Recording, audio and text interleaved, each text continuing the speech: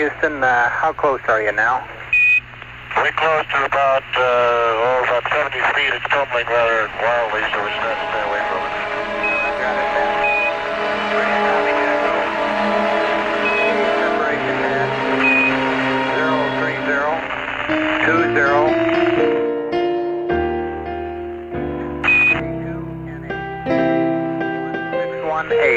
Yeah, there's no panel on the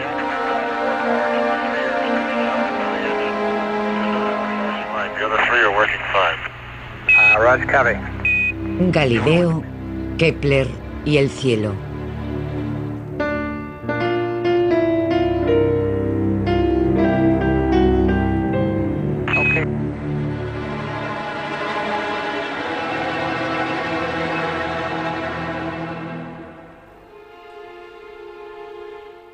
El movimiento inicial es el peor para los que viajen a la Luna. Saldrán catapultados hacia arriba con la fuerza de un cañonazo, volando sobre montañas y océanos.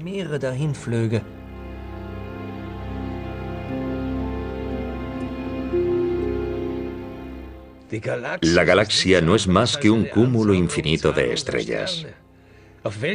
A cualquier parte que se oriente el telescopio, de inmediato se ve una enorme cantidad de estrellas. Kepler y Galileo, dos confidentes, investigadores y rivales que vivieron hace más de 400 años, en una época en que la ciencia moderna aún estaba en pañales.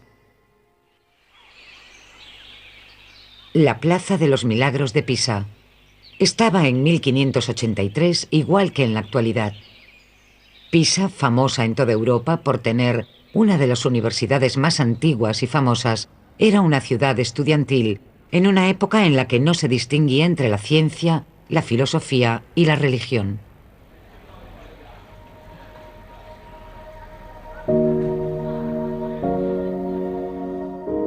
A los 19 años, Galileo Galilei era un estudiante de matemáticas de buena familia, curioso y lleno de entusiasmo por la vida, y un católico muy devoto.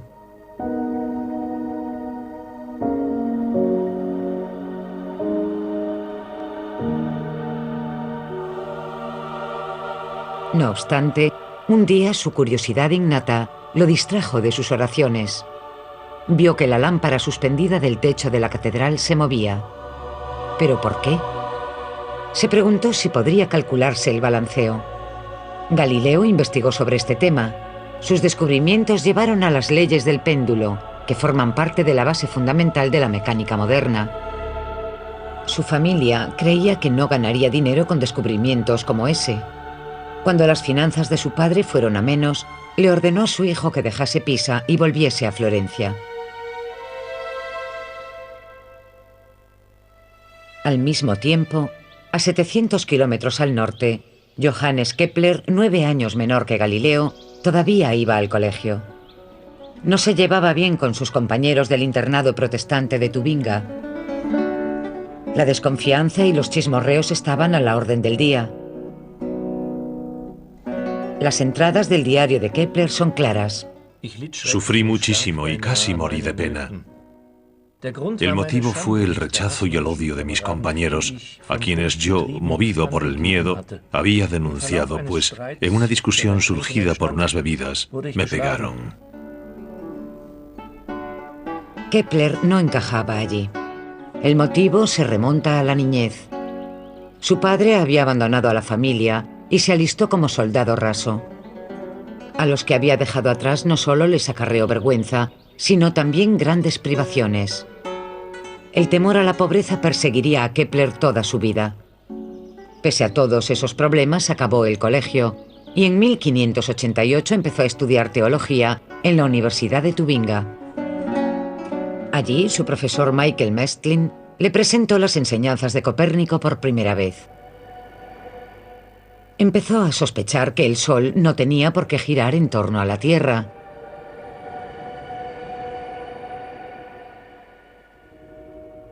Galileo, por su parte, se enfrentó a su padre. Sin haber acabado sus estudios, regresó a Pisa como profesor adjunto.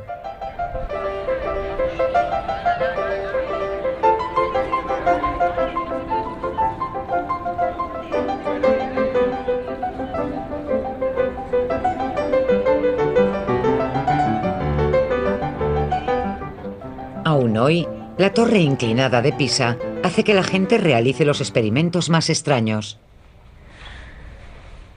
Para Galileo, también la observación y los experimentos eran más importantes que la simple repetición e interpretación del saber antiguo. Eso, por supuesto, lo hacía chocar a menudo con la opinión aceptada.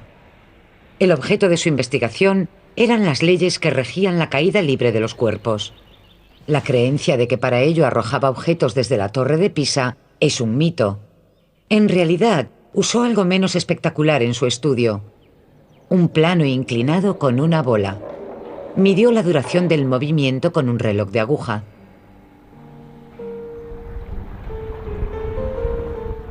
Galileo tenía problemas con la parafernalia escolástica. En un poema satírico se quejó sobre el uniforme obligatorio, la toga, porque ni siquiera permitía que los profesores fuesen a los burdeles con discreción, haciendo que dependiesen de la masturbación. Aunque igual de pecaminosa, era mucho menos satisfactoria, afirmó. También estaba lleno de deudas. Tras la muerte de su padre pasó a ser responsable de toda la familia, económicamente también. Cuando quedó un puesto libre en la Universidad de Padua, lo aceptó de inmediato, porque su sueldo allí sería bastante mayor.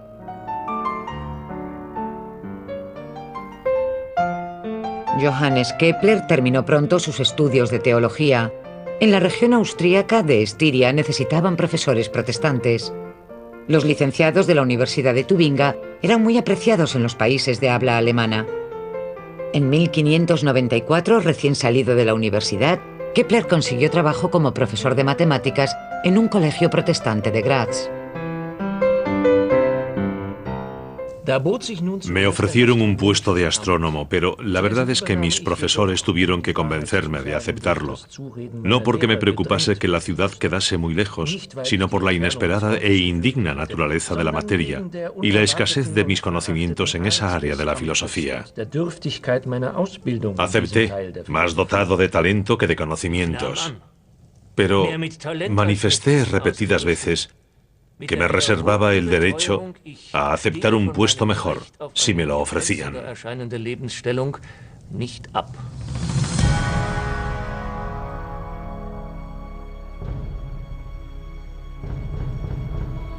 Lo que Kepler no sabía era que Graz era el centro de una guerra religiosa, que aunque local no era menos feroz. Dividía la ciudad en dos bandos enemigos.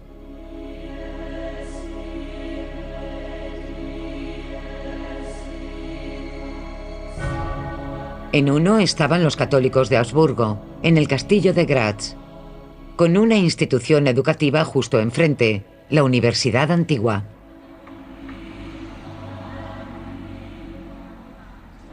La catedral de Graz era su iglesia parroquial. En el otro bando estaban los caballeros protestantes, con artesanos, mercaderes y el alcalde como aliados. Su institución educativa era la escuela universitaria, cuyos muros de cimentación aún forman un lateral de la antigua plaza conocida como Paradieshof. Como matemático en la escuela protestante, Kepler ganaba menos que un simple artesano. Tampoco era un profesor de talento. Tras un año, ni un solo alumno de matemáticas apareció por su clase. Por eso tuvo que recurrir a dar otras asignaturas también. Pero el empleo le dejaba suficiente tiempo para su investigación teórica sobre el universo. Cálculos que no había dejado desde su primer contacto con las enseñanzas de Copérnico. La Iglesia apoyaba la concepción del mundo enunciada por Ptolomeo. En el siglo II después de Cristo, el astrónomo griego situó la Tierra en el centro del universo, orbitada por los planetas del sistema solar e incluso por el propio Sol. Pero después de 1543, una nueva teoría hizo que el modelo de Ptolomeo resultase más dudoso. El astrónomo Nicolás Copérnico había dado con la solución, De Revolutionibus Orbium Celestium. Sobre el movimiento de las esferas celestes fue el título del libro que situó el Sol en el centro. Pocos científicos reconocieron esa teoría como acertada. Kepler fue uno de ellos. En Graz trabajaba en su primer libro, Mysterium Cosmographicum. Como matemático creía en una lógica estética del mundo. Una bonita teoría, pero por desgracia incorrecta, pues suponía que las órbitas planetarias eran circulares. Le envió su trabajo al astrónomo más famoso de la época, Tycho Brahe, para su evaluación. Su respuesta le demuestra que no ha quedado muy impresionado.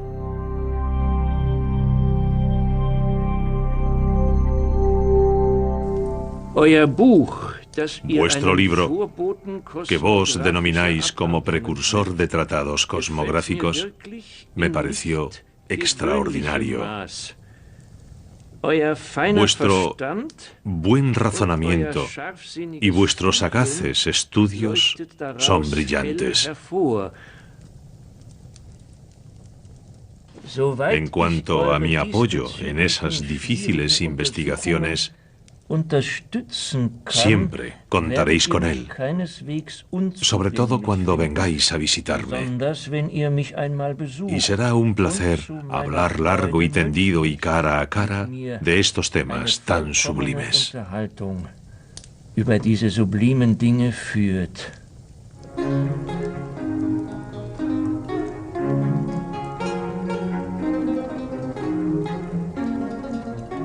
Kepler envió otros 2 ejemplares del libro a la famosa Universidad de Padua, que estaba controlada por Venecia y se beneficiaba de su riqueza.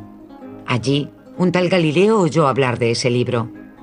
Galileo, que alternaba sus obligaciones docentes con las distracciones eróticas de Venecia, de inmediato aprovechó la oportunidad para ponerse en contacto con su colega alemán.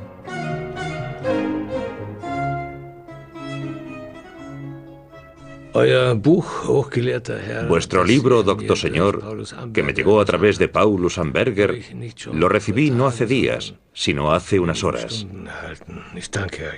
Os agradezco por distinguirme con tal prueba de amistad. Aunque Mysterium Cosmographicum no estaba dirigido a él, su carta de agradecimiento a Kepler fue muy efusiva, descubriéndose como seguidor de la teoría copernicana. Tampoco olvidó mencionar su propia importancia científica. Soy muy afortunado de tener un hombre tal como compañero en la búsqueda de la verdad y también como amigo en la propia verdad. Porque es terrible que sean tan escasos los que luchan por ella y sin filosofar de modo incorrecto.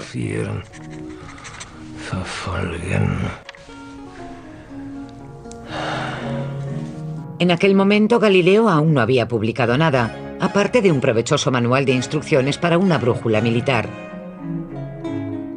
Todavía era bastante reacio a buscarse problemas, sorprendiendo y tal vez incluso escandalizando al mundo de la ciencia con nuevas ideas.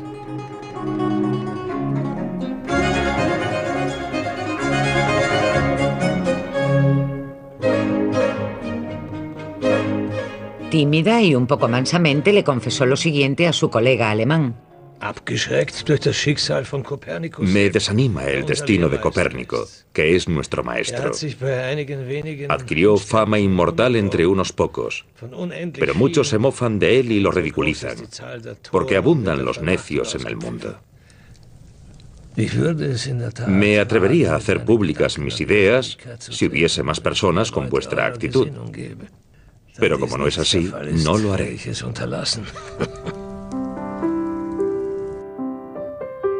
Tal vez tenía demasiadas distracciones. Venecia no solo tenía mujeres hermosas, también la moral más relajada de Europa. Ninguna de ambas era compatible con el elevado estudio de los secretos del universo. Galileo tenía una gran resistencia, pero no a la tentación. En su caso, la tentación se llamaba Marina Gamba. Ella no pedía nada. El matrimonio quedaba descartado para el ambicioso profesor. Marina Gamba procedía de un entorno pobre, así que no podía aportar una dote, y habría estorbado los planes de Galileo de acceder a los círculos sociales más selectos. Pese a todo, de esa unión nacieron 3 hijos. La puritana Graz era un caso totalmente distinto. Una relación como la que Galileo mantenía en Italia habría sido inconcebible aquí. Kepler lo estaba pasando mal. El objeto de su afecto se llamaba Barbara Müller, una joven viuda de una familia burguesa. Bárbara aportó una hija adolescente al matrimonio y mucho dinero.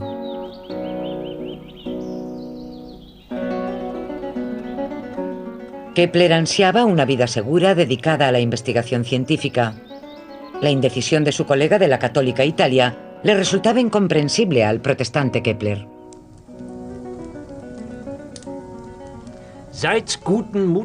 Sed valiente, Galileo, y manifestaos. Si mis sospechas son correctas, pocos de los matemáticos importantes de Europa estarían en desacuerdo con nosotros.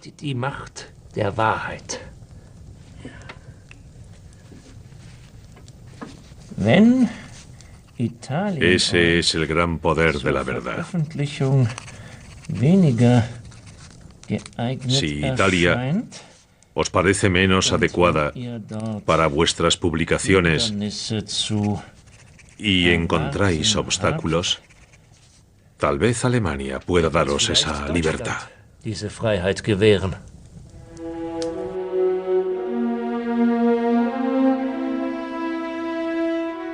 La invitación de Kepler provocó aún más dudas en Galileo, dudas que duraron 13 años. El ingenuo alemán evidentemente no tenía ni idea de lo que le importaba a Galileo.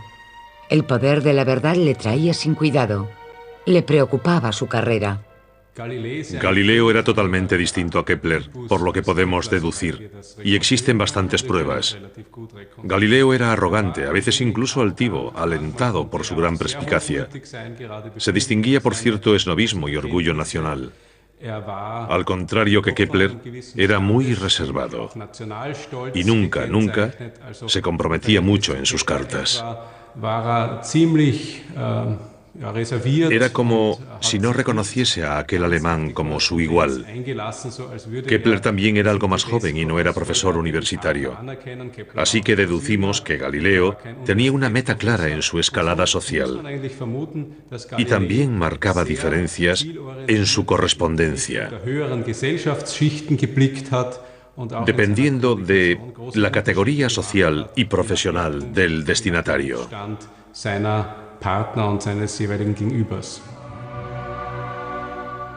La luz de la verdad siempre está contaminada por la política.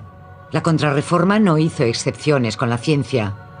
Johannes Kepler recibió un ultimátum. O bien se convertía al catolicismo o abandonaba Graz. Pero, ¿qué sería entonces de la fortuna de su mujer? Por motivos económicos se pasó meses sopesando si no sería más fácil convertirse.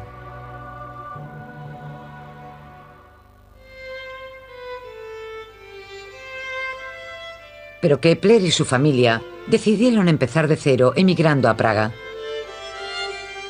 La lucha fraterna y la división resultante de la Casa de Habsburgo habían creado unas condiciones políticas en Praga más favorables para los protestantes que en otros lugares del Imperio Habsburgo, al menos entonces.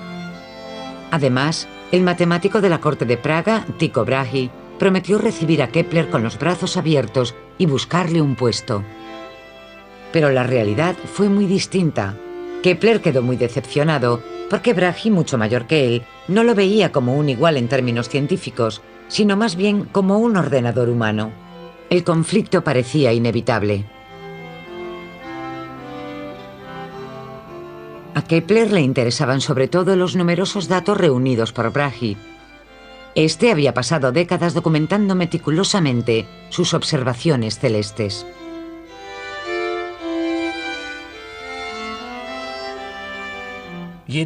Cada uno de sus instrumentos cuesta más que toda mi fortuna familiar.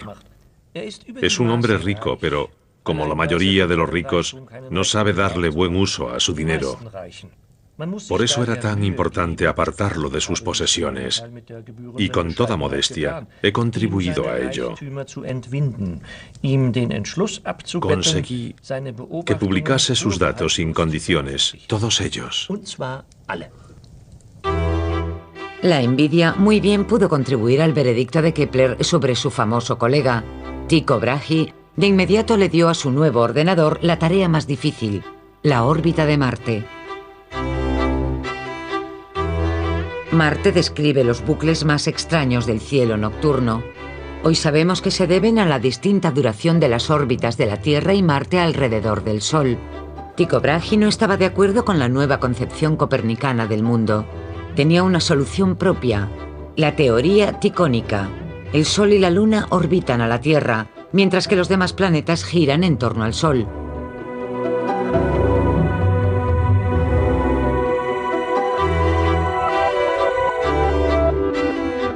Entonces el conflicto entre Kepler y Brahe fue casi inevitable, y no solo por su distinta interpretación del universo. Discutían sin parar. Al principio Kepler intentaba evitarlo, pero luego se le hizo imposible seguir jugando al ayudante fiel. Así lo veía Tycho Brahe, igual que al resto de su familia. Tycho Brahe los utilizaba sin parar, a sus ayudantes, a sus hijas, a sus yernos, incluso a su esposa, para realizar observaciones. Estaba claro que la cosa no podía seguir así. Pero Brahe murió antes de que todo estallase.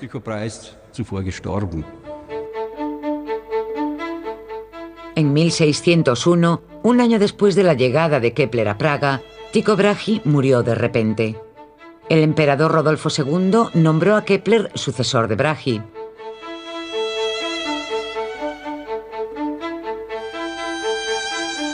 La primera tarea del nuevo matemático de la corte imperial fue revisar los datos de Brahe. Bien interpretados, los datos desvelaron una información sensacional.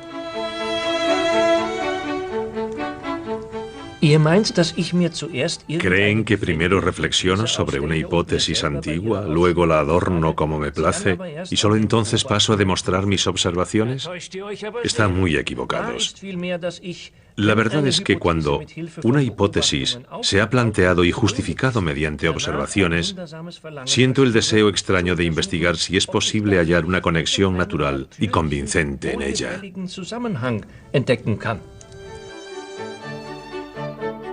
Los datos de observación de Brahe, combinados con las interpretaciones de Kepler, se convirtieron en la base de la astronomía moderna. Kepler halló sentido a las interminables hileras de números en las tablas, la irregularidad de solo 8 minutos de arco en las coordenadas de la órbita de Marte obsesionaron al maestro matemático. La órbita de Marte no podía ser un círculo perfecto. El círculo excéntrico era la solución al problema, una órbita elíptica. Se había hallado la primera ley de Kepler del movimiento planetario. Los planetas se mueven en elipses, con el Sol en uno de sus focos. Poco después, los datos sobre ubicación y duración de las observaciones de Brahe llevaron a Kepler a la segunda ley del movimiento planetario. Dice que la línea que une un planeta con el Sol barre áreas iguales durante intervalos iguales de tiempo.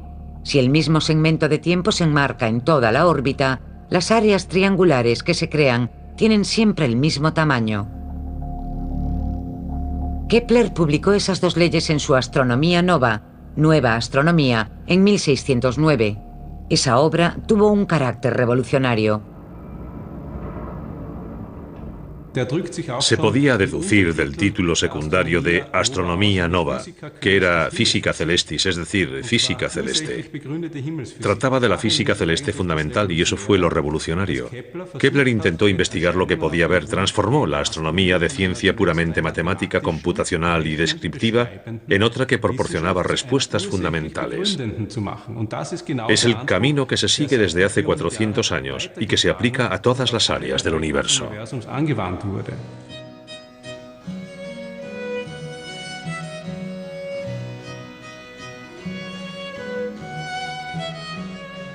En Padua, Galileo se pasaba el tiempo con asuntos más sencillos, pero también bastante más provechosos.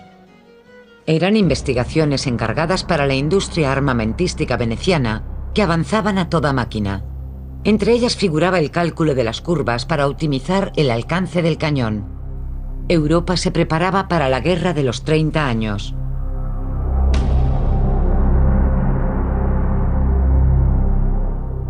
Los signos celestes también parecían anunciar una tormenta. Cuando una supernova apareció en el cielo sobre Praga, Kepler no sospechó los extraordinarios datos que la observación de la estrella proporcionaría. En 1604, de pronto surgió una nueva estrella, como Kepler la denominó, en el cielo, en la constelación de Ofiuco, o portador de la serpiente. Pudo verse durante varios meses, pero luego fue perdiendo brillo y de pronto dejó de verse. Lo peor fue que Kepler, sin usar nada más que observaciones trigonométricas, demostró que tenía que estar más lejos que la Luna. De haber estado tan cerca como la Luna o más, se habría visto un desplazamiento angular durante las observaciones en distintas ocasiones. Se había demostrado que se producían cambios en el mundo de las estrellas fijas. Ahora interpretamos eso como estallidos de estrellas, de los que aún existen restos. La demostración de que esos cambios ocurrían hizo que la gente comprendiese que todo el cosmos estaba vivo, por así decirlo.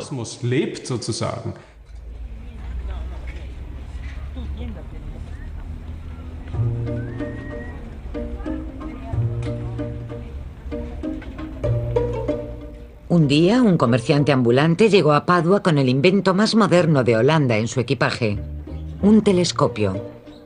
No está muy claro quién lo inventó de verdad. El holandés Hans Lippershey había registrado la patente 10 meses antes. Fue el primero en fabricar un telescopio auténtico.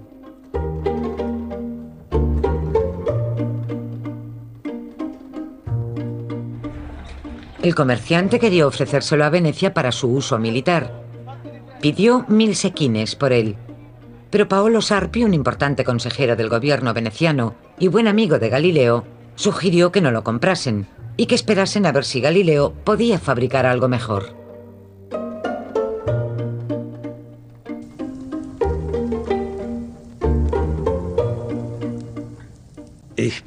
Primero, preparé un tubo de plomo. En cada extremo fijé una lente. Ambas eran planas por un lado. Una de ellas era convexa por el otro lado y la otra lente era cóncava. Miré por el lado cóncavo y vi objetos muy grandes y cercanos. Parecían 3 veces más cerca y 9 veces mayores que observados a simple vista. Después hice un instrumento más preciso, que agrandaba los objetos 60 veces.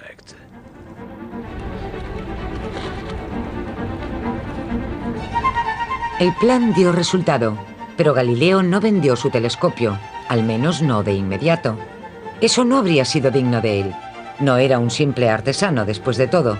Se lo regaló al gobierno de Venecia tras una impresionante demostración en el Campanile.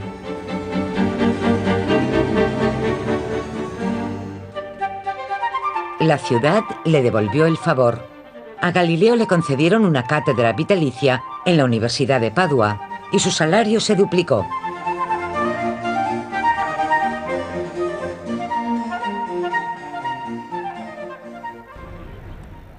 En la misma época, en Praga, Kepler solo podía soñar con una renta fija. Aunque era matemático de la corte imperial, resultó ser un título sin sueldo.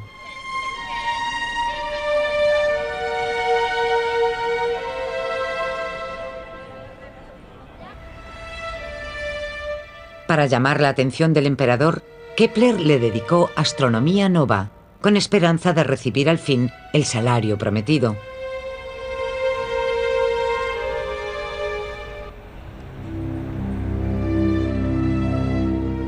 Pero el emperador Rodolfo II tenía otras preocupaciones. El enfrentamiento entre él y su hermano Matías en Viena fue a más. Todo el presupuesto se invirtió en armamento. Particularmente caro era el ejército de Passau, un grupo de mercenarios famosos por su brutalidad. En 1610 entró en vigor un tratado de paz. Ambos mandos desmovilizaron a sus soldados, incluidos los del ejército de Passau. En Italia poco se sabía de la guerra que se avecinaba. Galileo usaba su nuevo invento en Padua, no solo para ganar dinero. Una noche sacó el telescopio a la terraza de su casa y lo orientó hacia las estrellas. Lo que vio determinaría el resto de su vida. Primero miró hacia la Luna. El satélite de la Tierra había estimulado la imaginación humana durante milenios. Ya que la Luna es el objeto más próximo a la Tierra, pudo estudiarse bien con el instrumento que ahora tenía Galileo. Este vio un fenómeno comparable al amanecer en la Tierra. Cuando vemos los valles no iluminados aún del todo, También vemos las montañas que lo rodean por la parte que el sol no baña, coronadas por fronteras refulgentes y por crestas iluminadas. Galileo plasmó el nuevo rostro de la luna en dibujos y bocetos. Fue el primero que interpretó correctamente la superficie de la luna.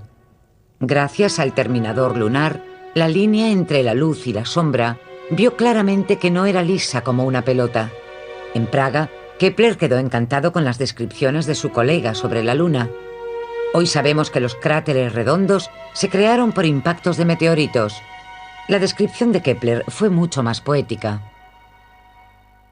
Son comparables a los valles de la Tierra, y debo admitir que existen algunos de redondez similar, sobre todo en Estiria.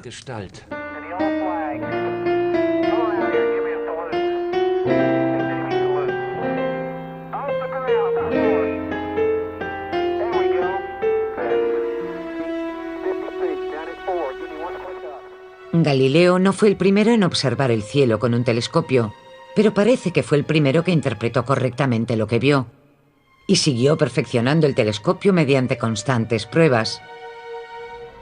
El IMSS, Instituto y Museo de la Ciencia de Florencia, alberga ahora los dos únicos telescopios originales de Galileo que aún se conservan. El personal del museo lo sabe todo sobre el secreto y el éxito científico del telescopio de Galileo.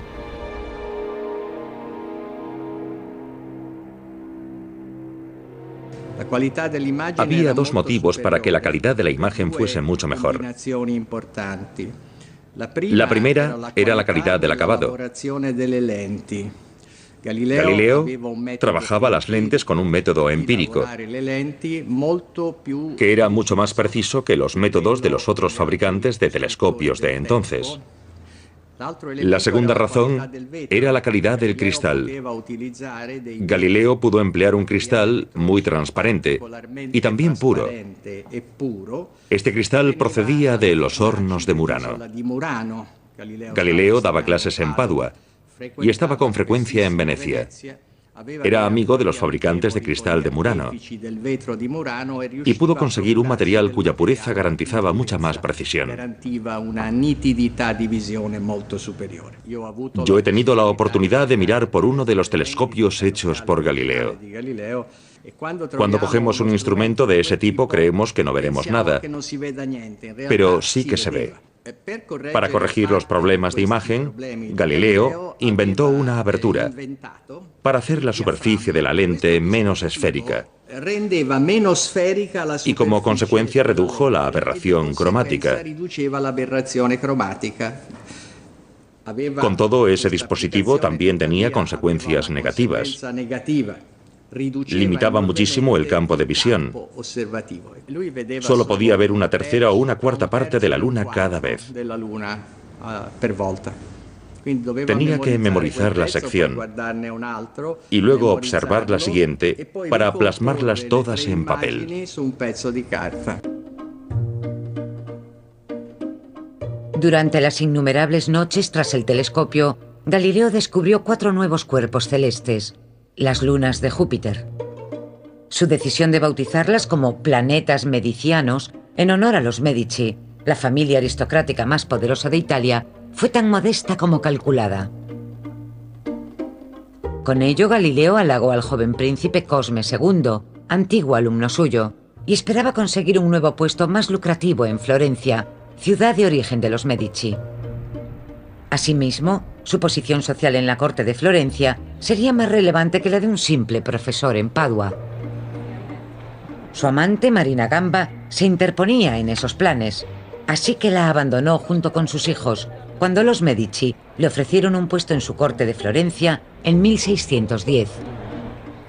Su hijo se quedó con su madre al principio, y Galileo internó a sus 2 hijas en el convento de San Mateo, cerca de Florencia, donde pasarían el resto de su vida.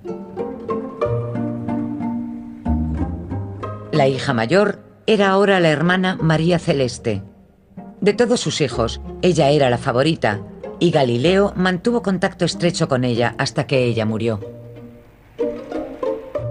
Galileo se entregó cada vez más a la ciencia. Publicó El Mensajero Sideral. En esa obra Galileo dio una descripción detallada de los nuevos cuerpos celestes. La ciencia sufrió un vuelco completo. Los Medici, a quienes Galileo había dedicado la obra, se mostraron escépticos por temor a que el descubrimiento bautizado en su honor acabara ridiculizándolos. Entonces el italiano recibió la ayuda de una carta de su colega alemán. Ahora, ingenioso Galileo, voy a darle a vuestro esfuerzo incansable el elogio que merece. Habéis dejado todas las reservas aparte y habéis permitido que vuestros ojos investiguen sin vacilar, ahuyentando todos los espectros de la ignorancia. Por la contundencia de vuestras pruebas, reconozco la increíble delicadeza de la sustancia celeste. Himmlischen Substanz. De niño, Kepler había sufrido la viruela y desde entonces padecía miopía aguda. Como no tenía un telescopio propio, le pidió uno a Galileo. Kepler quería estudiar el principio matemático del telescopio y tal vez incluso mejorarlo.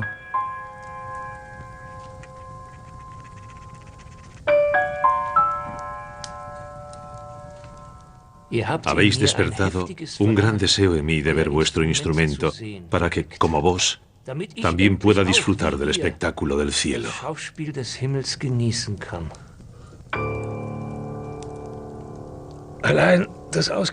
El telescopio que yo mismo uso ni siquiera es mío ya. El gran duque de Toscana me lo pidió para exhibirlo en su galería. En Florencia me pondré a fabricar telescopios lo antes posible para enviárselos a mis amigos. Pero quizás lo dijo por cumplir. Galileo quería tener los derechos exclusivos y estar por encima de los demás, eso por un lado. Por otro dijo que no podía darle su telescopio porque era del gran duque. Si de verdad le dijo eso o no, es una cuestión diferente. Galileo quería el telescopio para él solo y no quería cedérselo a otros. Desde luego que pensaba en sus rivales. Galileo siempre guardaba con celo sus descubrimientos.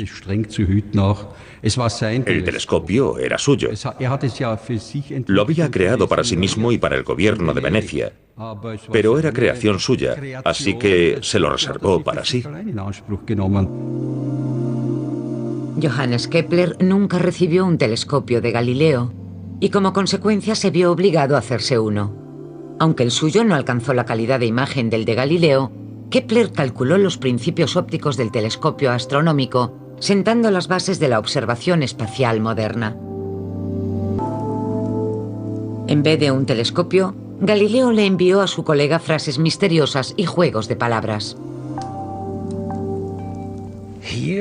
He aquí un anagrama sobre una importante observación que contiene una buena prueba de la construcción del mundo en consonancia con Pitágoras y Copérnico. Haec immatura a me jam frustra leguntur. O ipsilum.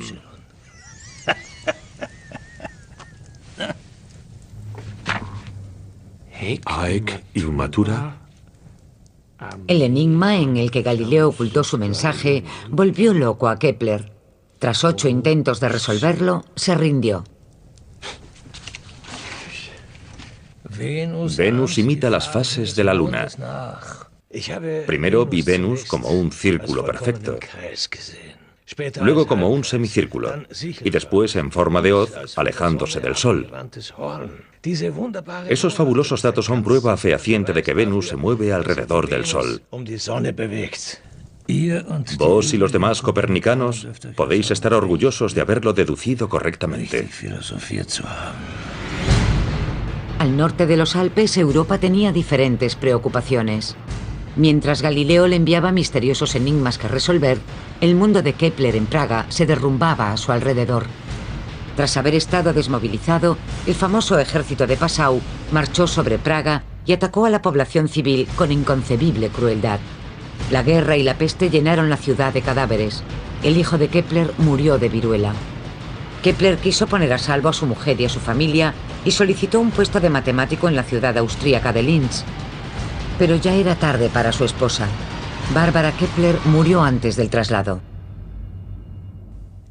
Perdí a mi esposa, y el esfuerzo que hice, sobre todo por su recuperación, fue en vano. Conmocionada por la crueldad de los soldados y las escenas de lucha sangrienta en la ciudad, atormentada por la falta de esperanza de un futuro mejor, para colmar su sufrimiento, contrajo la fiebre húngara. Todo lo que Kepler pudo hacer fue refugiarse en su trabajo. La correspondencia con su colega italiano dejó de entusiasmarlo. Kepler se había hartado y por carta le pidió a Galileo un descanso.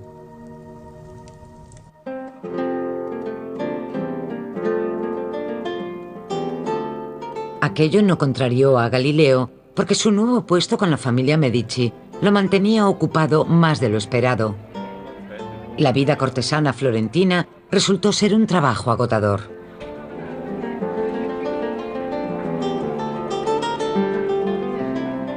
Los debates científicos y las batallas oratorias estaban muy de moda, así que Galileo consideraba necesario no solo tener una opinión sobre todos los aspectos de la vida humana, sino también defenderla científicamente.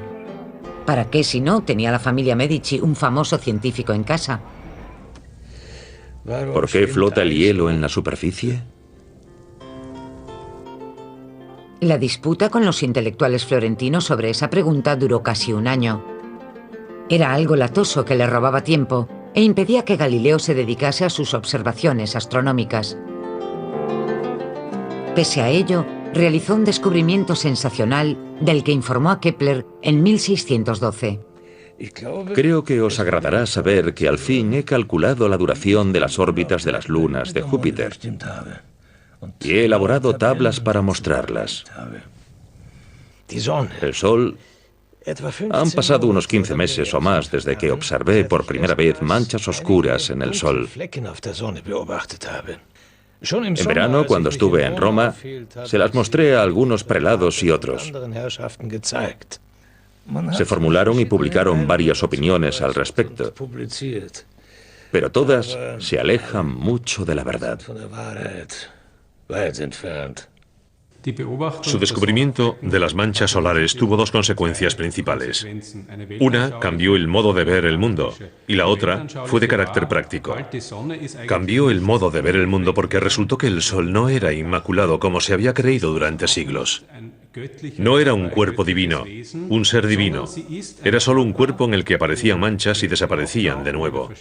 La consecuencia práctica fue algo extraordinario. Las manchas le dieron al Sol una referencia que rotaba con el propio astro, permitiendo que los científicos calculasen cuánto tardaba el Sol en girar sobre su propio eje. Fue un descubrimiento revolucionario.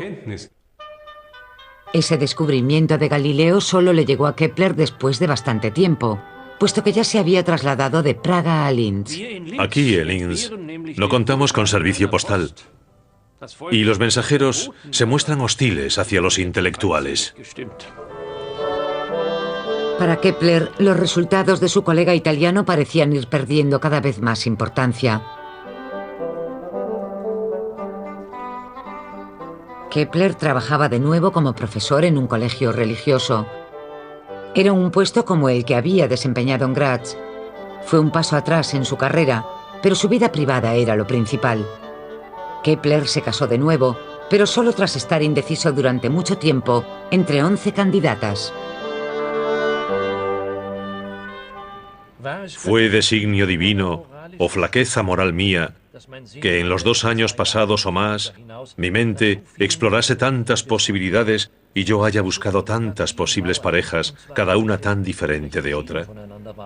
Si fue designio divino, ¿qué propósito se ocultaba tras las personas y sus actos?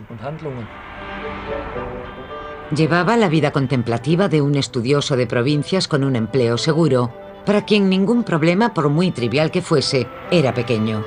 Él, el hombre que había medido el cosmos, se inspiró en los comerciantes de vinos del Danubio para calcular matemáticamente el volumen de los barriles de vino. Por algún motivo desconfiaba del método de medición de Linz. El vendedor llegó con una vara de medir como único instrumento. No tuvo en cuenta la diferencia de los barriles, ignoró sus formas y no hizo cálculos. Introdujo la vara de hierro en ángulo en el orificio del barril lleno, hasta llegar al extremo inferior de los dos laterales circulares. El resultado científico de esa desconfianza se publicó de inmediato. La Nova Estereometria fue una de las 23 publicaciones de Kepler en sus 14 años de estancia en Linz.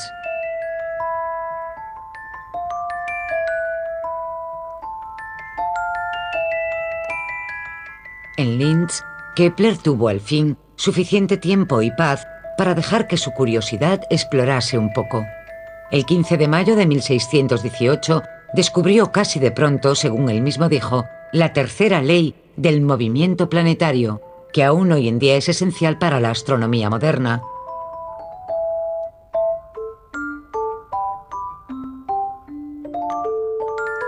El cuadrado de las órbitas planetarias es exactamente proporcional al cubo de los ejes semiprincipales de sus órbitas.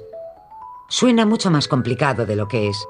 Simplificando, significa que cuanto más alejado el planeta del Sol, más lento se mueve. A los pocos días de su descubrimiento, el 23 de mayo de 1618, Europa se sumió en el caos. La defenestración de Praga desencadenó la Guerra de los 30 años. Fernando de Austria respondió y comenzó la persecución de los protestantes. Linz fue ocupada por tropas bávaras católicas. Kepler recibió la noticia de que habían detenido a su madre e iban a juzgarla por brujería.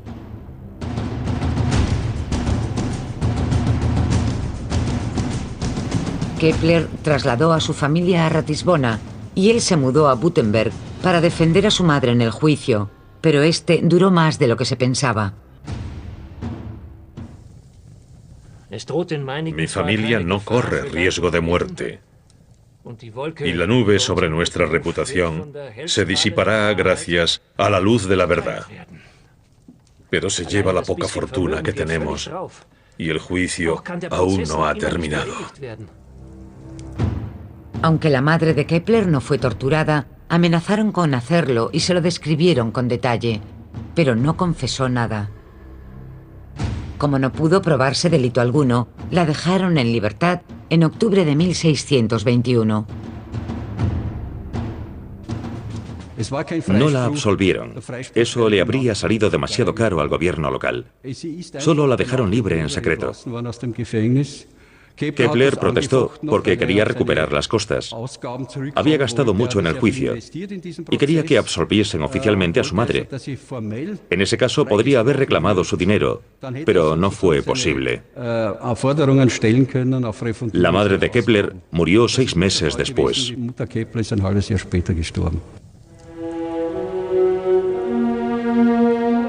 Incluso durante el largo juicio y siempre de un lado a otro, Kepler empezó nuevas obras, La armonía de los mundos y Epítome de astronomía copernicana.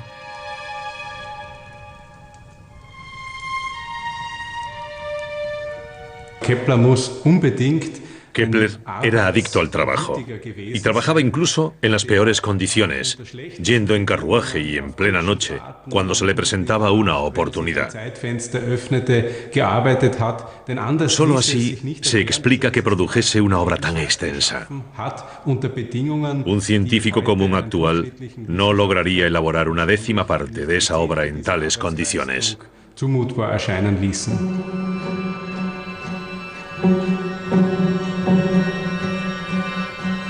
El Epítome de Kepler se puso en la lista de libros prohibidos en Italia, ya que defendía el modelo astronómico copernicano. Poco después de su publicación, las tesis de Copérnico se prohibieron por decreto, 80 años después de la muerte de su autor. La impetuosa conducta de ciertos individuos que no han sabido exponer las tesis astronómicas en el lugar idóneo y con el método adecuado ha hecho que la lectura de Copérnico, que se permitió durante 80 años, se haya prohibido hasta que mi libro se mejore. La acusación de Galileo iba dirigida a Galileo en Florencia, que como Kepler descubrió, estaba exponiendo sus propias tesis científicas con demasiada vehemencia. Pero nadie quería atacar al famoso erudito directamente, así que en su lugar, las tesis copernicanas, que también subyacían en las ideas de Galileo, se prohibieron. Una solución elegante. Desde entonces, todo el que dijese que la Tierra giraba alrededor del Sol era un hereje. Problema resuelto.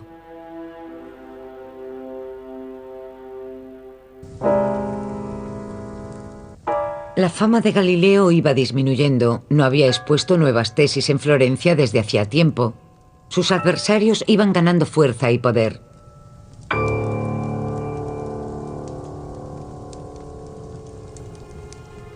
Entonces, Galileo irrumpió de nuevo en la escena científica en 1623 con su obra Il Saggiatore.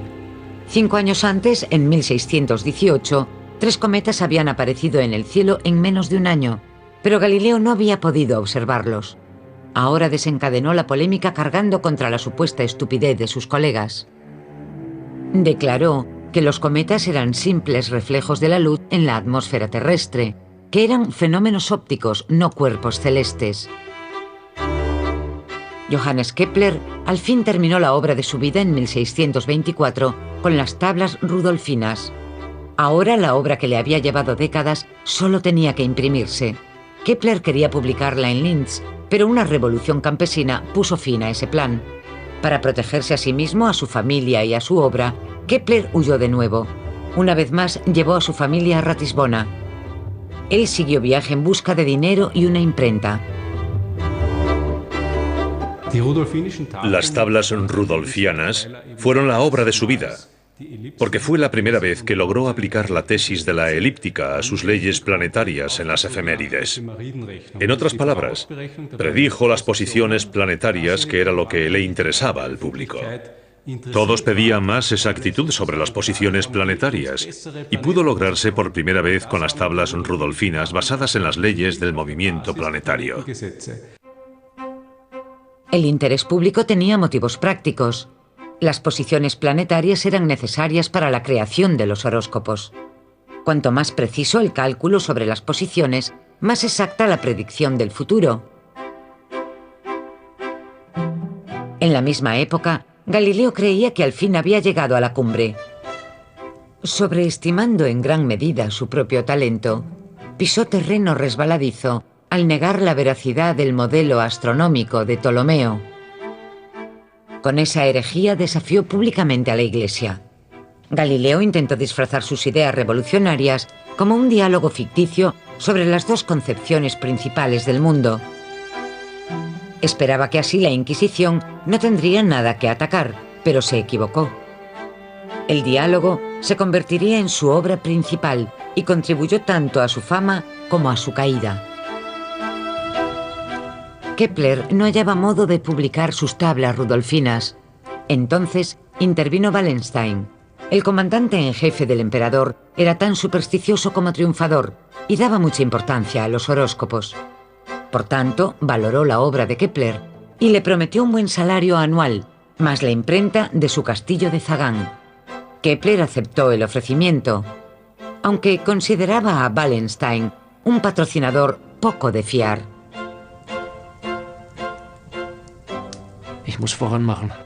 Debo darme prisa en terminar lo que empecé. Si tuviese que irme de Zagán, preferiría dejar algo terminado en vez de fragmentos truncados. Finalmente, el libro se imprimió y se puso a la venta. Pero el 13 de septiembre de 1630, Wallenstein fue cesado por el emperador. Kepler tuvo miedo, porque creyó que se quedaría sin medio de vida. Volvió junto a su familia a Ratisbona para pensar en su futuro y pedirle dinero al emperador, pero la tensión acabó con él. El 15 de noviembre de 1630, Johannes Kepler murió. Lo enterraron en Ratisbona, en el cementerio protestante, fuera de la ciudad.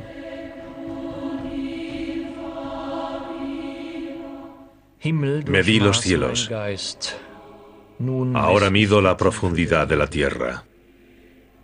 Mi mente miró hacia el cielo. Ahora mi cuerpo terrenal descansa aquí. Galileo estaba contento. En 1631 alquiló una villa en Arcetri, en las colinas cercanas a Florencia. Eso le permitía vivir muy cerca del monasterio donde estaban sus hijas. Pero la buena suerte le duró poco. La Inquisición halló suficientes motivos para actuar contra él por su diálogo. Al anciano erudito le ordenaron ir a Roma.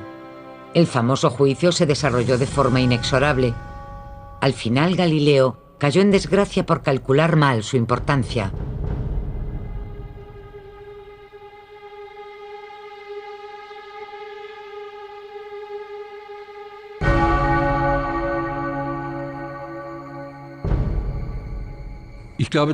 Creo que Galileo siempre se sobreestimó a sí mismo.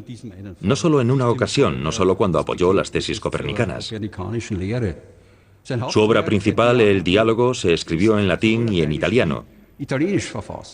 Eso puso en guardia a la curia. Pensaron que si ese hombre se ponía a escribir en italiano y la gente empezaba a leer su obra, aunque muchas personas aún eran analfabetas, podría convertirse en un problema para la Iglesia. La tesis heliocéntrica iba contra la doctrina de la Iglesia, por tanto la curia tenía que hacer algo. La curia reaccionó. Galileo se vio obligado a retractarse de sus teorías. Hundido, regresó a Arcetri desde Roma en 1633.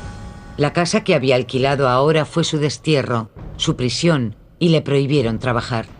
Pero le esperaba algo peor aún. Fue el golpe definitivo.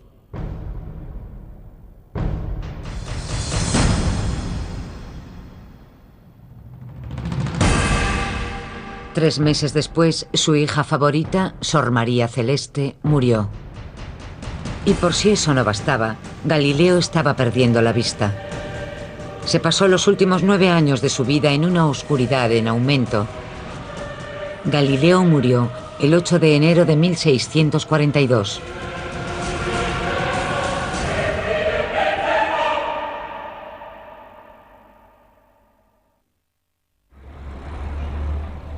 Pasados 90 años, en 1736, los restos mortales de Galileo fueron trasladados a la Santa Croce de Florencia, a una tumba construida ex professo para él. Otros 100 años después, en 1835, el Diálogo se retiró de la lista de los libros prohibidos. En 1992, Galileo fue rehabilitado oficialmente por el Papa Juan Pablo II. Debe medirse lo que es mensurable, y lo que no lo es debe hacerse mensurable.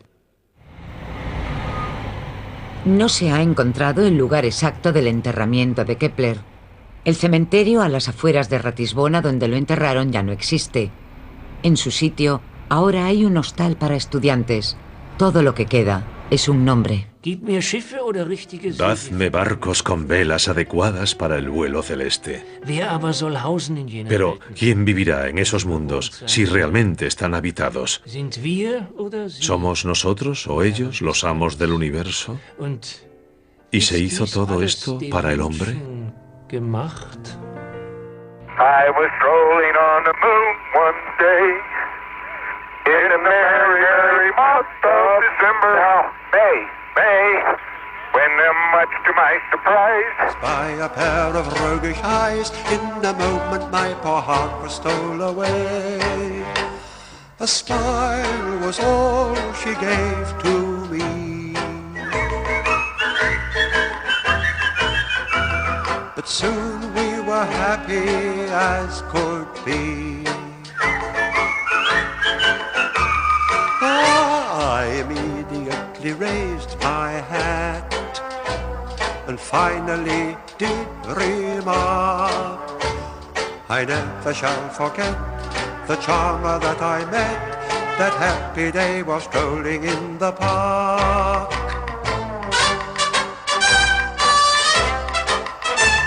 That happy day was strolling